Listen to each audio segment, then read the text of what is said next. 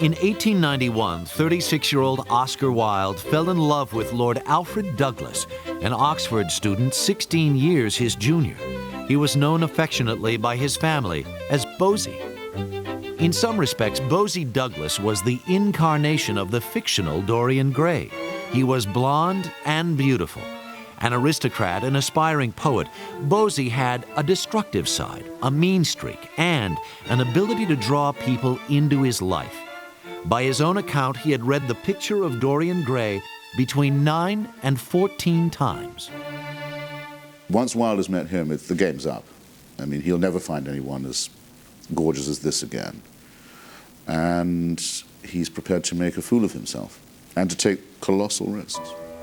My own boy, your sonnet is quite lovely. And it is a marvel that those red rose leaf lips of yours should have been made no less for music of song than for madness of kisses. Your slim gilt soul walks between passion and poetry. I know Hyacinthus, whom Apollo loved so madly, was you in Greek days.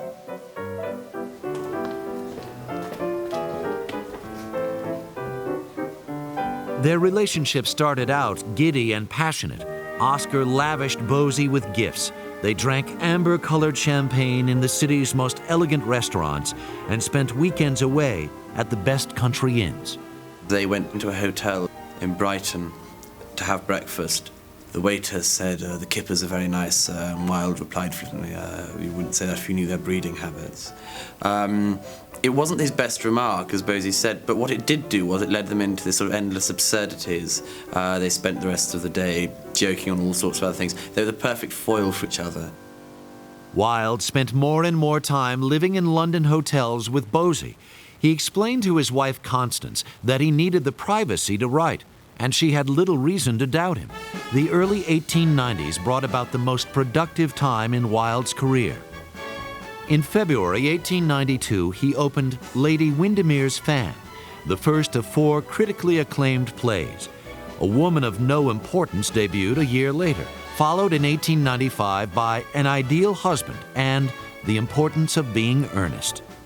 Each comedy mocked Victorian society, poking fun at London's social hierarchy and the masks worn by the upper crust.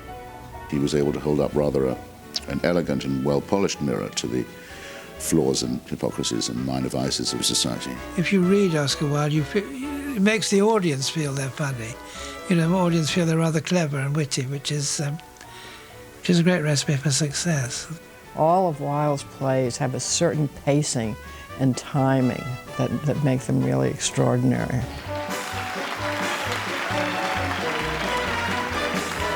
Oscar's plays brought him great acclaim and filled his pockets with what he referred to as bags of red and yellow gold. But the more money Wilde made, the more he spent. Within a short time, he was living off the credit of his name, moving deeper and deeper into debt. The only thing that can console one for having no money is extravagance.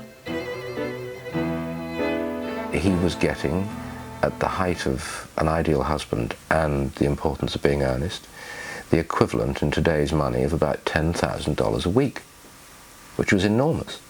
It was instant money which he needed to finance a disastrously extravagant lifestyle with Bosie Douglas. A few months into their relationship, young Lord Alfred Douglas introduced Wilde to London's homosexual underworld. As Bosie later wrote, it was he who unwittingly pushed Wilde over the precipice. They remained lovers in every platonic sense, but they also, of course, hunted together for boys, passed boys on to each other, mainly lower class boys, some rent boys, some just stable lads, grooms, valets, that sort of thing. It was a dangerous game to play. Just a few years earlier, Parliament had passed the Criminal Law Amendment, making all sexual acts between men illegal and punishable by time in prison. But as Oscar Wilde later wrote, "The danger was half the excitement. They were to me the brightest of gilded snakes. Their poison was part of their perfection." He says it's like feasting with panthers. And straight away, you get the idea that you were only that far. You were a breath away from something wonderfully horrible happening to you. And yes, that's the toxic and intoxicating element of it. It's never been put better, I don't think. The rush of excitement was addictive, and the passion of Oscar's secret life was only intensified by Bosie Douglas. Bosie threw nasty tantrums and repeatedly stormed out. Bosie, you must not make scenes with me. They kill me. They wreck the loveliness of life. I cannot see you so Greek and gracious, distorted by passion. I cannot listen to your curved lips saying hideous things to me. Don't do it. You break my heart. Oscar's tempestuous life with Bosie had little room for Constance and the children. Pierre-Louis is a friend of Oscar's and Bosie's. Recorded going to the Savoy in 1892 or 3. Constance came in and hadn't seen her husband for some time and asked why he hadn't been home. Her husband replied jokingly that he'd been away such a long time he couldn't remember where his house was. He has a sense that what he does is his own affair. This is the way I am. Do I have to conceal it?